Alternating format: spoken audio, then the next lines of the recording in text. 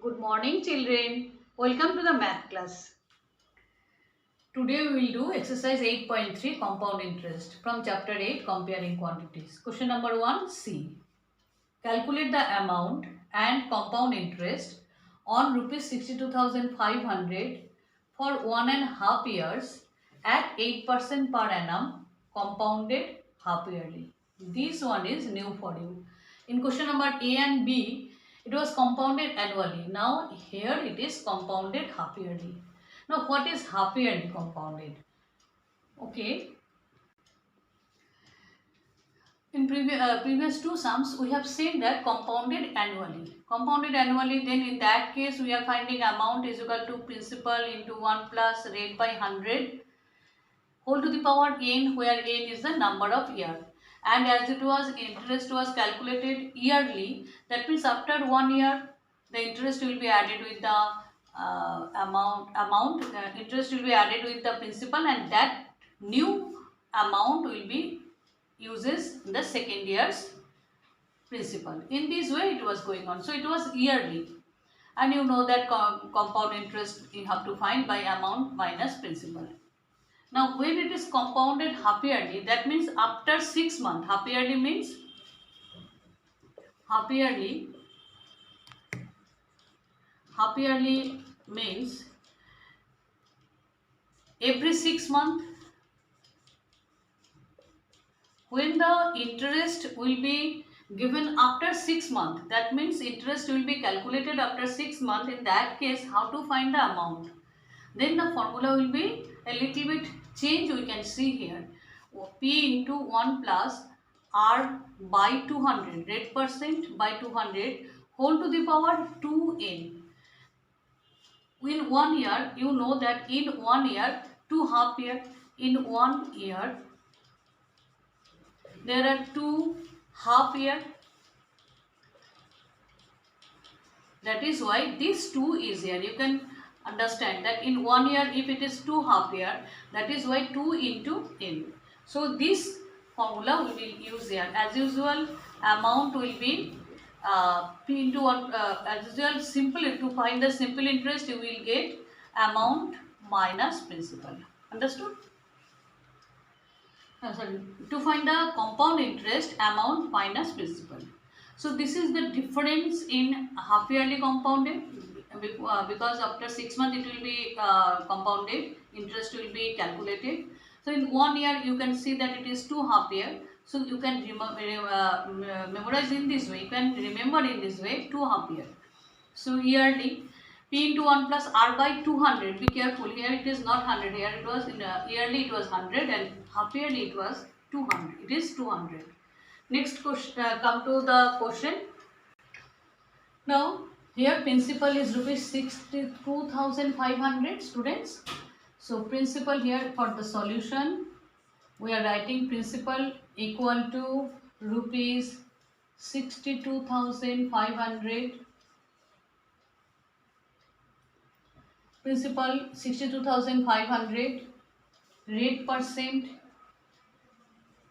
8%, rate 8%, time 1.5 year. As it is compounded half yearly, so you can do 202 plus 3, 3 by 2 years. You can write it 3 by 2 years, and you have to mention here that it is compounded half yearly. Compounded half yearly.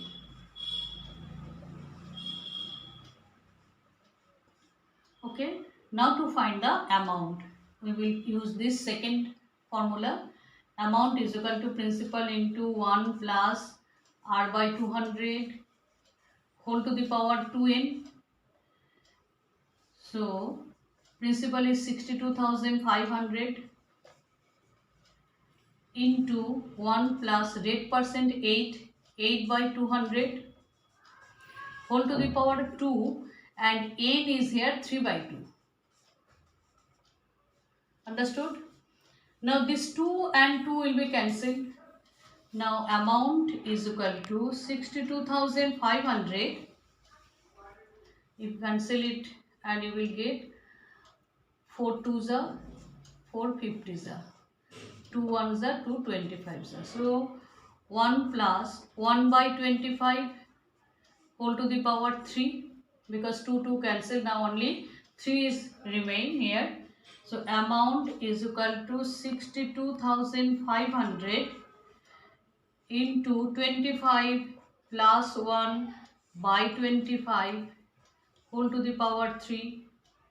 Amount is equal to 62,500 into 26 by 25 whole cube. So it is, you know that it is 3 times 26 will come in the numerator and 3 times 25 will come in the denominator. Amount is equal to 62,500 into 26 into 26 into 26 by 25 into 25 into 25. Now you can cancel it. 25, you know that 25 into 25 it is 25 25s are 625 and 1000.